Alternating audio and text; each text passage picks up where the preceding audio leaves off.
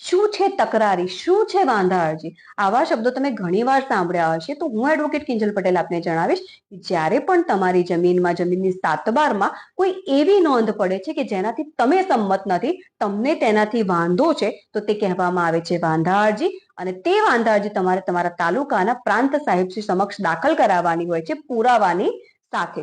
અને જો તમારા પુરાવા યોગ્ય હશે તો તમારે તે વાંધા અરજીને પ્રાંત સાહેબશ્રી દ્વારા ગ્રાહ્ય રાખવામાં આવશે અને તે નોંધને તકરારી કરવામાં આવશે. અને તકરારી થયા બાદ બંને પક્ષકારોને સાંભળવામાં આવશે અને જો તમારો વાંધો યોગ્ય હશે તે નોંધ નામંજૂર પણ થઈ શકે છે. જમીન તથા મિલકતને લગતી કોઈ પણ સમસ્યા હોય તો તમે વિના સંકોચે મારો સંપર્ક કરી શકો છો. જય ભારત, જય જય ગરવી ગુજરાત.